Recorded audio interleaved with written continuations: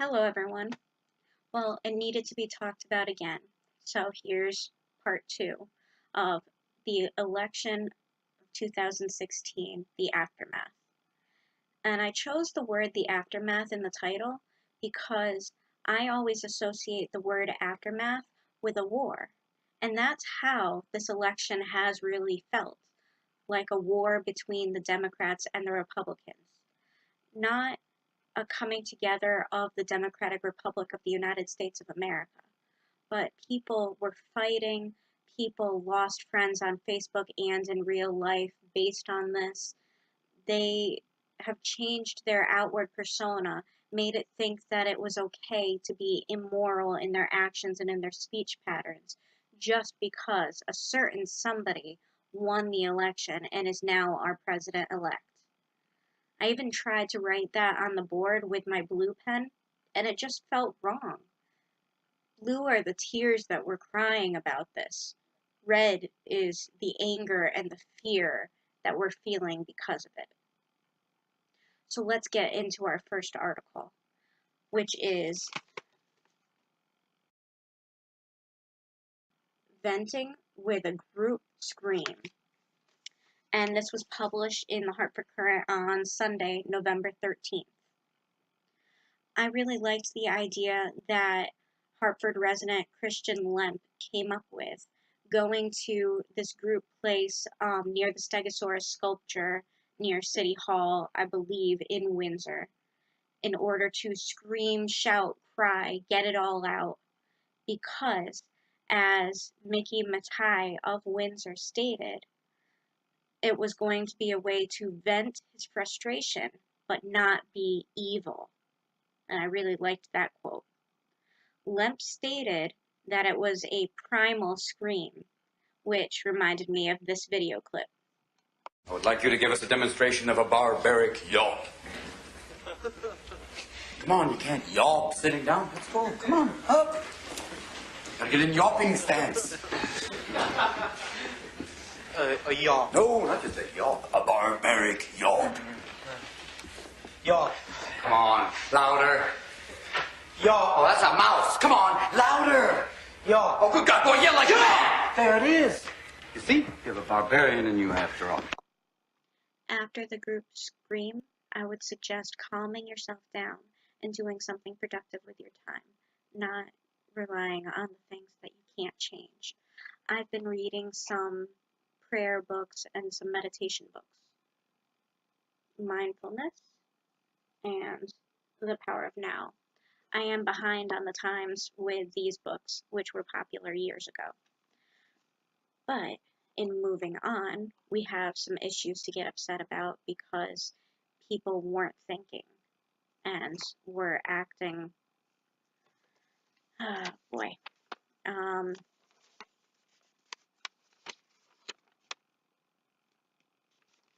do I even need to say it out loud? KKK video draws rebuke. Police probe gathering in East Windsor. This was from November 15th. And they say it wasn't an actual KKK thing. It was just somebody who got drunk at a party and wore a robe as if they were the KKK. Now, no one's going to admit to this stuff, but they're inquiring about if anybody can identify the party or parties that were involved. I know no one's going to come forth, just like all the bad guys in various DC comics and movies wear masks. No one wants to share who they actually are.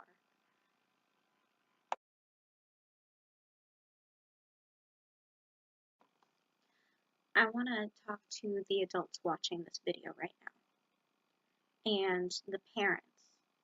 If your child closes their bedroom door, do you have a right and a responsibility to open that door, to sit on that bed, to unplug those electronics, take away the phone, and talk to your child and ask them what's going on in your life? I think you do. Yes, privacy is important. Don't get me wrong. I was a child that always closed my bedroom door. And you know what? Most of the time, My parents did leave me alone. And when something was wrong and they knew it was wrong, they came upstairs. They came into my room. They sat and they waited for me to talk. They probed me with questions until I was able to converse with them and get it out, get everything into the open. We need open communication, not this build a wall. Four-letter word here. But this brings up the next article, the previous articles, everything else. What were those KKK chants about? They started with the simple sentence, build that wall. But when I ask the people that know more about the border than anybody, how important is the wall, and they tell me it is absolutely vital, and in the other words, it's a vital tool, it's an important tool, it's maybe the most important tool that they can think of, we're going to build the wall. We have no choice. We have no choice.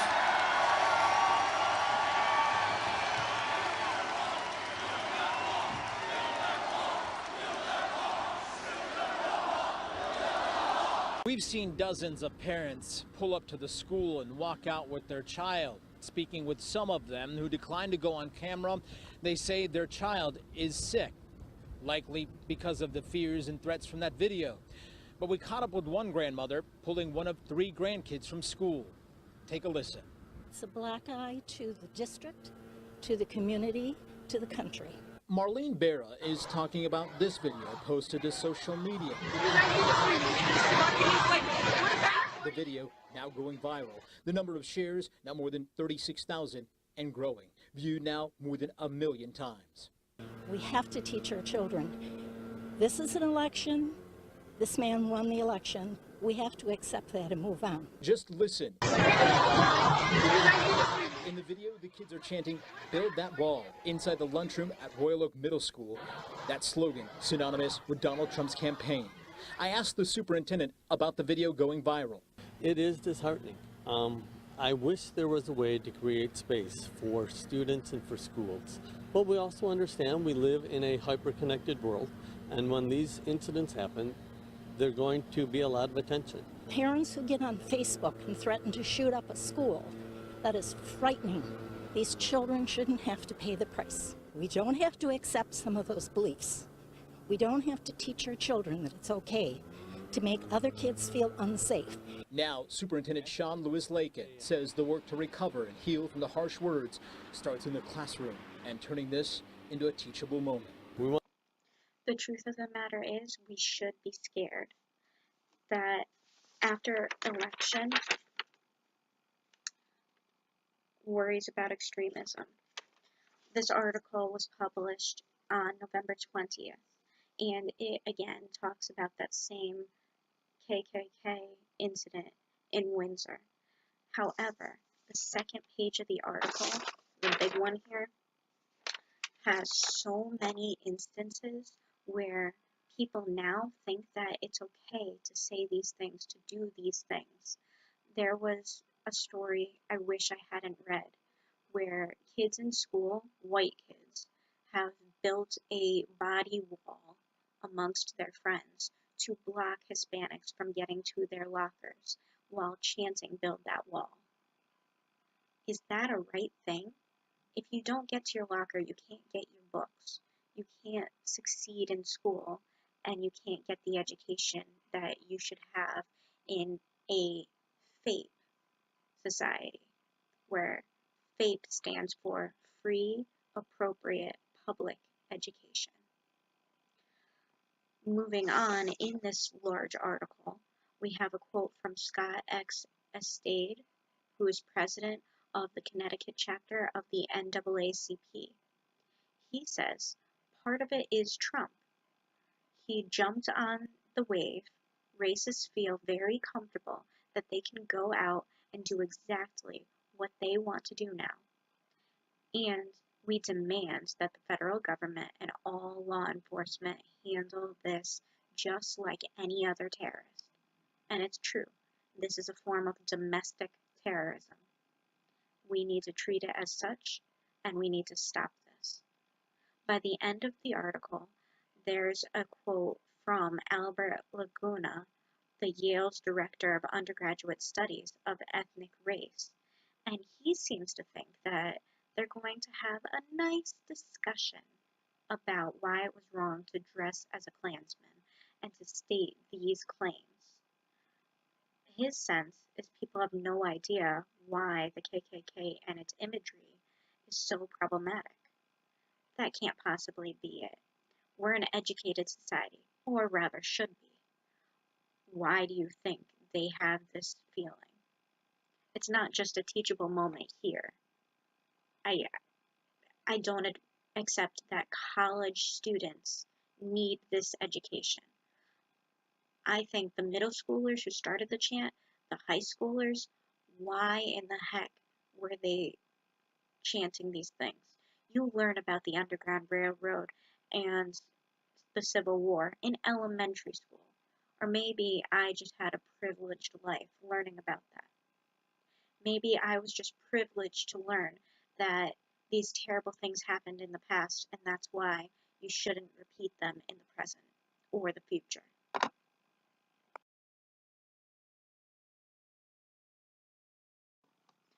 The KKK video actually was posted to Facebook, and on November 11th, an article discussed how Facebook changed the events of the election.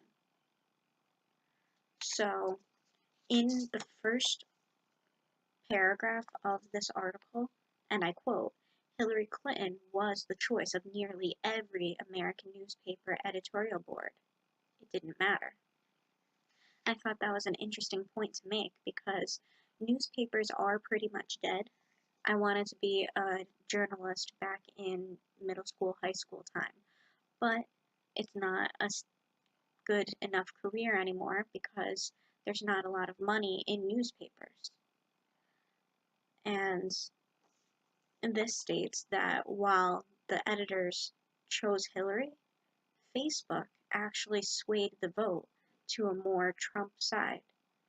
And the author of this article, David Pearson of the Los Angeles Times, stated that Facebook should have some sort of guidelines so that it doesn't sway opinion. I argue with this not because I wanted Trump. You know my opinions about that. But is social media a form of media itself? Is it the news? Or is it our own personal opinions and thoughts and feelings of various issues? Are we going against our American beliefs and the Constitution stating freedom of press and freedom of speech, all stating that people should be looking into what is posted on Facebook more stringently? Maybe we should talk about that and how our freedoms are affected by our choices of the words that we say. Principal draws heat from errant email. And this article is from Avon, Connecticut, with Principal Timothy Breslin, where he accidentally sent a rough draft of an email that was more of a teachable moment to his students about the election. What he wanted to convey and what he actually conveyed were slightly variant. One was more cut and paste literally from an article that he was reading in order to help him draft his letter, but in a more Principalian way. And he stated, remind them to ease their minds that not everyone voted for Donald Trump because they believed the bigoted things that he said this year. That's an important quote to have him say. But those who did vote for him might think that calling him a bigot was a bit harsh. I'm not sure where their offense comes from. I get you're not supposed to talk about politics, but hey, look at what I'm doing on my education station. So, I want to wring my hands and congratulate this interim principal for stating what he believed and then later apologizing for the way in which he said it and wording it in a much better way over the PA system in his school. Of course, they don't really write articles about when people do things right, only when they do things wrong or by accident. So I apologize, and I hope that you learned something from this principal. We owe it to our students to stop them from being afraid, to stop the bullying and the terrorism in our classrooms. We owe it to them to not let fear enter their places of learning, because when people don't feel secure, they're not learning. We know this from Maslow's hierarchy of needs. We know this from seeing it without knowing about the educational background. Let's stop the terrorism now. For the blood running warm in my veins. That's alright. Thank God for my life, health, and strength. I got a sound mind. I'm not insane. Come on, it. Hell to the no, no, no. Come on. Hell no. To the no, no, no. Hell to the no. Hell to the no.